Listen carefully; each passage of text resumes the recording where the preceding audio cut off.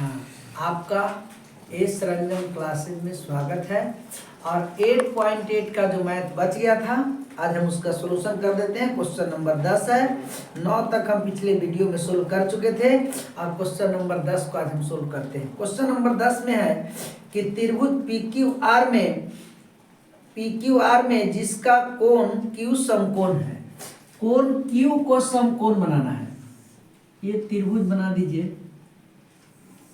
अब त्रिभुज में PQR, यहाँ पर Q आपका समकोण है। Q को समकोण किताब में कहा गया, क्वेश्चन में कहा गया है कोण Q समकोण है। इसमें दिया गया है PR plus QR equal to 25। PR plus QR equal to 25। इसमें PQ का मान दिया गया है, P और Q, इसका मान है 5 सेंटीमीटर। PQ का मान है। इसमें मान निकालना है साइन P का मान निकालना है, कॉस P का मान निकालना है और tan P का मान निकालना है। तो चलिए हम लोग देखते हैं कि अगर एक त्रिभुज बने और त्रिभुज में एक का मान दिया हुआ रहे और दो का मान नहीं दिया हुआ रहे, तब हम लोग पाइथागोरस प्रमेय का इस्तेमाल करते हैं। पाइथागोरस प्रमेय आप लोग 9th और 10th क्लास में पढ़े होंगे। एक समकोण त्रिभुज में कर्ण का वर्ग अन्य दो भुजाओं के वर्गों के योगफल के बराबर होता है। यानी इसमें कर्ण समकोण के सामने वाली भुजा कर्ण है, ये आपका कर्ण है। और कर्ण स्क्वायर, कर्ण यहाँ पर PR है, PR। अब इसको हम लोग लिखेंगे कि PR के स्क्वायर इक्वल टू लंब आपका PQ है, तो ये आपका PQ के स्क्वायर प्लस ये हो गया QR का स्क्वायर। हम बहुत पहले से बोलते आए हैं कि जिसका मान दिया गया है उसको भर दीजिए, जिसका नहीं मान दिया गया है उसको छोड़ दीजिए, स्वतः निकल जाएगा। अब देखिए PR का मान नहीं दिया गया है, इसको लिख देंगे। PQ का मान 5 दिया गया है, तो यहाँ पर 5 के स्क्वायर हो जाएगा प्लस QR के स्क्वायर हो जाएगा। PR के square equal to 5 × 25 plus QR के स्क्वायर। इसमें देखिए ये PR और PQ है, इस तरह का है। ये दोनों को हम एक तरफ करेंगे, एक जाति वाला को एक तरफ और बिना PQR वाला को एक तरफ। तो यहाँ हम लोग देखते हैं कि PR के स्क्वायर माइनस QR के स्क्वायर इक्वल टू 25। अब यहाँ देख लीजिए स्क्वायर है, इसको आप ऐसे भी लिख सकते हैं और बेस्ट हो जाएगा। PR के स्क्वायर माइनस QR के स्क्वायर। यहाँ पर एक फॉर्मूला है A square minus B square बराबर A plus B into A minus B। ये आपका फॉर्मूला है। फॉर्मूला है A square minus B square equal to A plus B into A minus B। अर्थात एगो प्लस में और एगो माइनस में।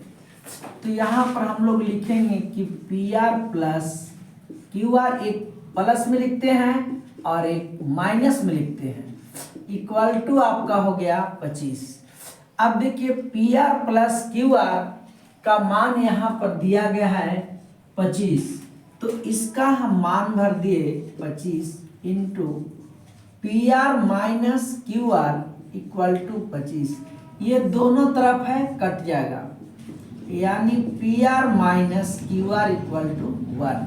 इसको हम लोग समीकरण इक्वेशन फर्स्ट मानते हैं और इसको हम लोग समीकरण सेकंड मानते हैं। ये आपका समीकरण सेकंड है।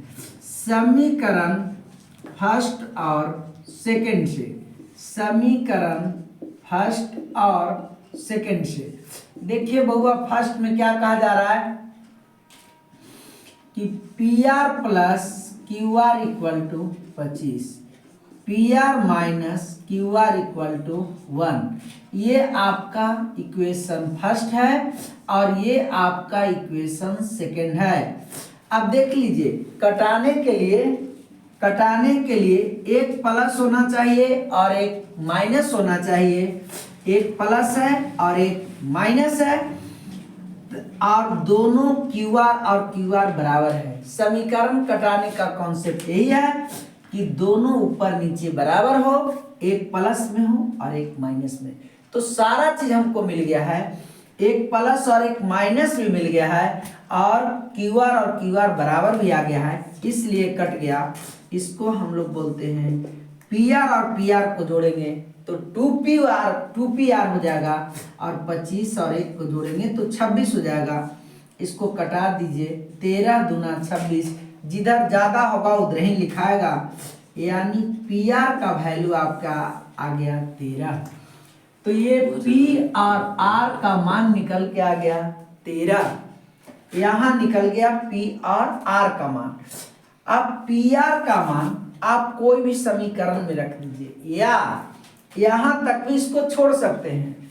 चूंकि कर्ण का मान निकल गया, लंब का मान निकल गया, तो आप आधार का फॉर्मूला से आप निकाल सकते हैं, और नहीं तो पी आर का मान समीकरण फर्स्ट में रख दीजिए। पी आर का मान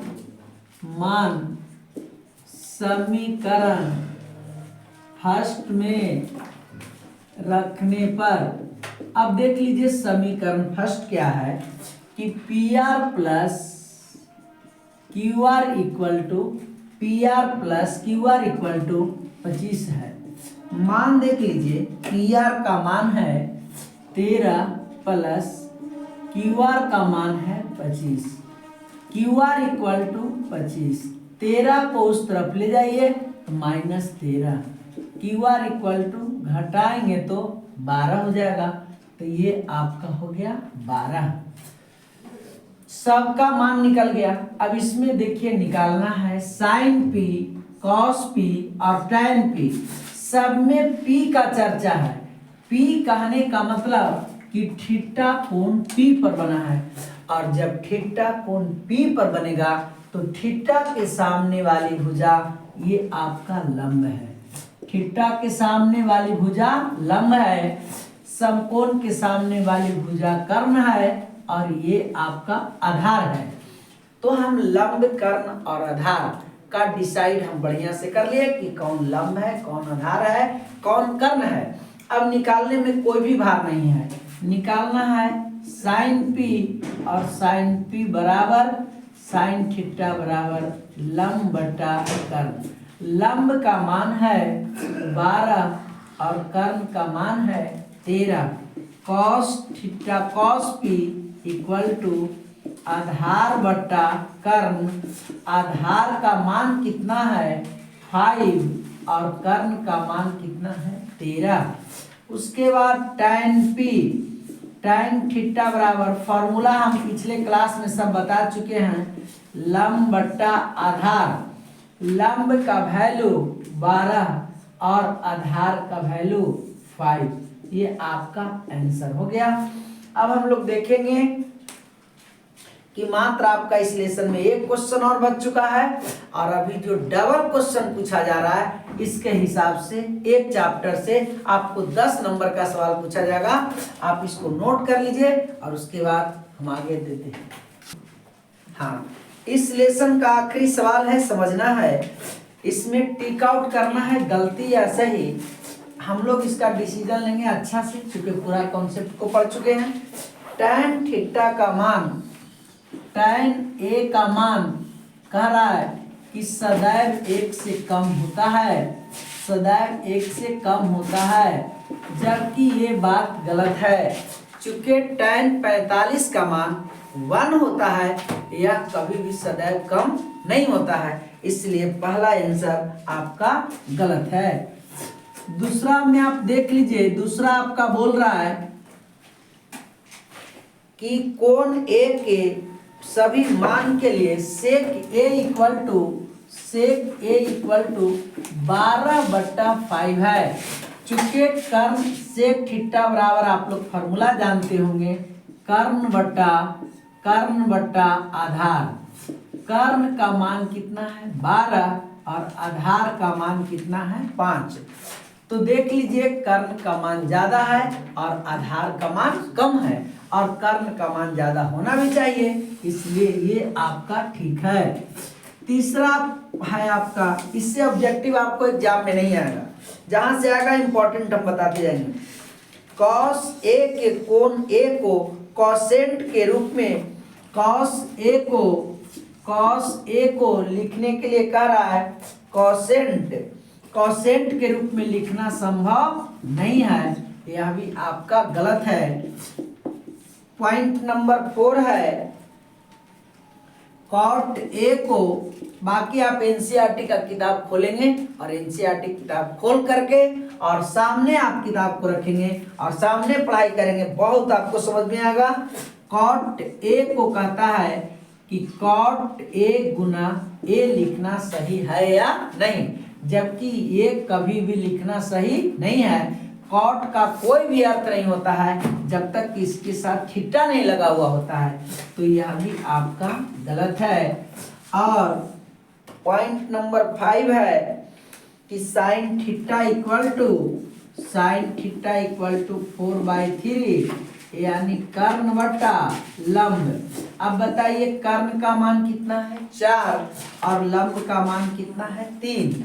कर्ण का मान कितना है 4 और लंब का मान नहीं, इसके बराबर फॉर्मूला होता है लंब बट्टा कर्ण।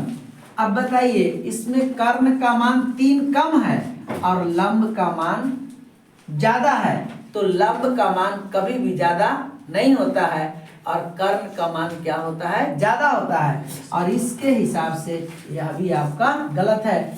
तो कुल मिलाकर के इसका आंसर कौन सही हुआ, इससे के इक्वल टू 12/5 कर्ण बटा आधार।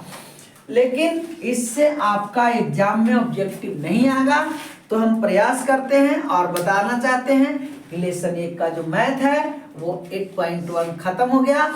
और जैसा भी आप लोग को लगे तो लाइक और शेयर करते रहें, और हम प्रयास करेंगे कि किताब को आप खोलें और किताब को खोल करके लेसन 1 से 10 नंबर का आप मैथ कंप्लीट करें। 5 नंबर का शॉर्ट क्वेश्चन और 5 नंबर का इससे लॉन्ग क्वेश्चन आपको रहेगा। चूंकि त्रिकोणमिति से 20 नंबर का सवाल रहता था, आज त्रिकोणमिति से 40 नंबर का सवाल रहेगा। पिछले बार एग्जाम में आपका 48 नंबर का सवाल सिर्फ और सिर्फ त्रिकोणमिति से पूछा गया है, तो इसलिए अगर आपको कोई भी चीज अगर मैथ में नहीं आप सीखे हैं, त्रिकोणमिति भी अगर पूरा सीख लेंगे तो मैथ में आप 40 नंबर अच्छा से ला सकते हैं, 48 नंबर आप ला सकते हैं। तो हम प्रयास करेंगे कि वीडियो आपको अच्छा लगा होगा, आप इसको सब्सक्राइब करते रहें, अपने दोस्तों के साथ शेयर करते रहें। बस इसके बाद अगले क्लास में